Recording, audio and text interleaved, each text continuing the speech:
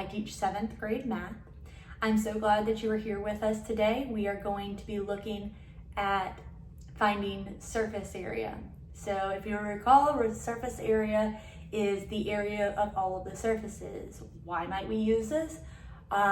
People in construction might use it because they want to know how much paint that they're going to have to buy in order to cover certain surfaces. So cost is a big thing of surface areas. Printing and seeing how big we need to print it or how much it's going to cost in order to print in order to cover a certain surface as well. So we're going to be looking at the surface area of this box of cereal. And so if we notice in the word surface area, we have area. And so if we look at this box, all of those shapes are rectangles. Well, how do we find the area of a rectangle? Good, we do length times width.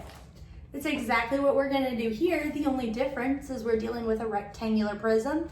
And how many sides does this rectangular prism have? Good, it has 6 sides. So we need to find the area of all 6 sides. Okay, so let's just start with the front. I have my ruler that I'm going to use is in inches, but if you're doing this at home and you don't have a ruler like this that's in inches, maybe you have a ruler like this, make sure you're being careful and you measure from where the 0 is, because if you can tell, the 0 is not at the very end on this one. If you have nothing to measure with, this part of your finger is about an inch. So you could measure it and just be close, an estimation. Okay, so first we know we need area equals length times width. So I'm going to be finding the area of the front. So I want to jot down in my notes, I'm finding the area of the front. And area is equal to the length times the width. So we need the length and we need the width. So let's go ahead and measure that. Okay, so the length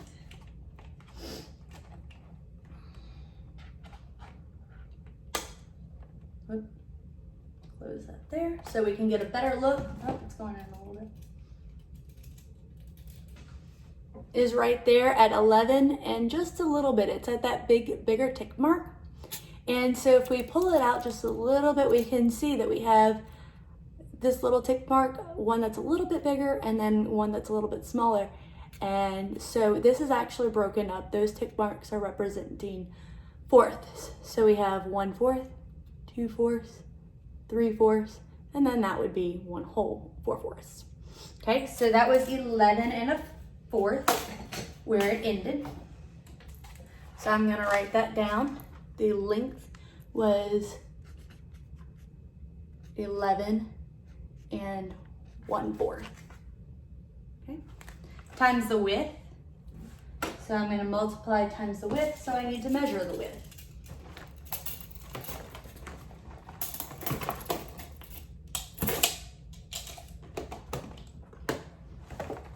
Okay, so click it there so y'all can see a little better. Did not click very well for me.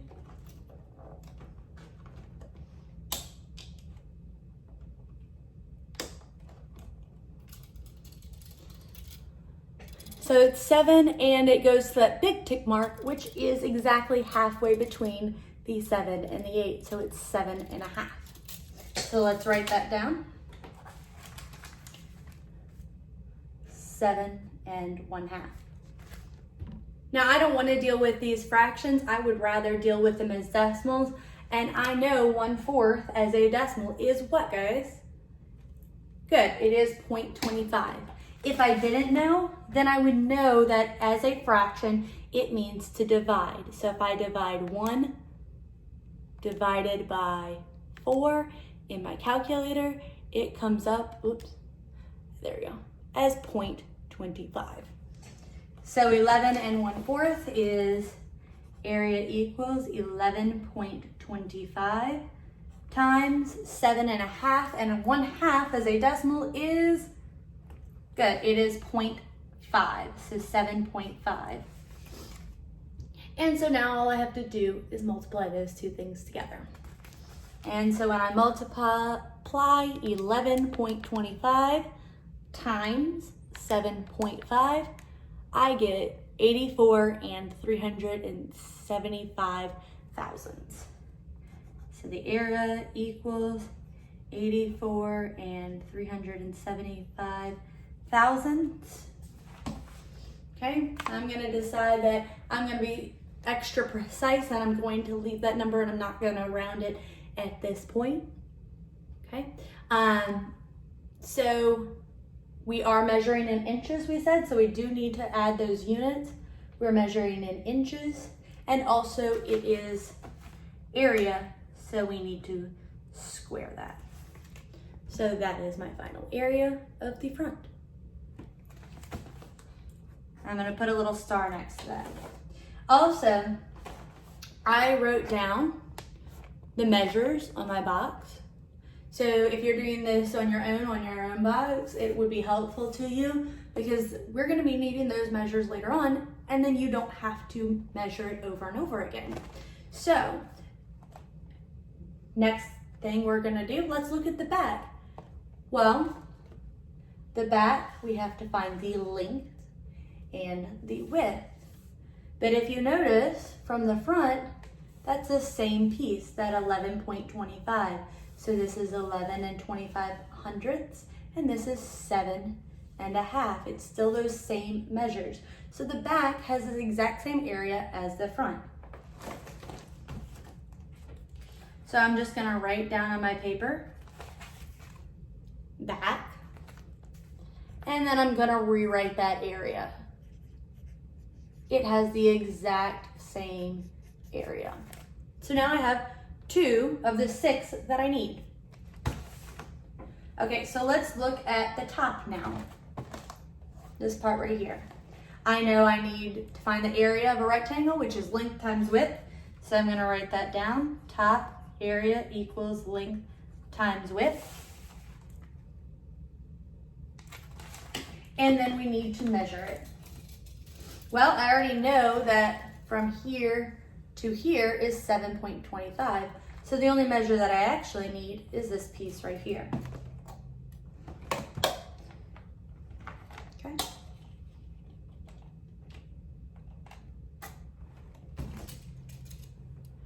And so we have 2 1/4.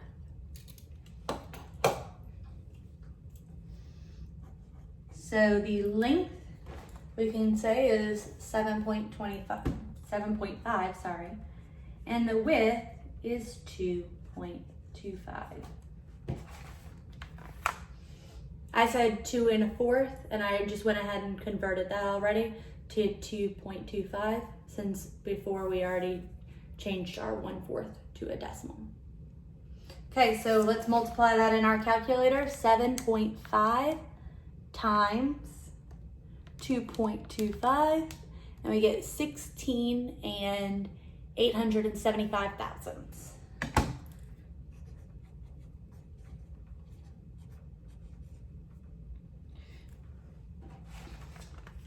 Don't forget, we need to put the units inches squared. And that is our third measurement. What do you notice about the bottom of this package? Good, it's the exact same as the top. So we're just gonna rewrite that area for the bottom.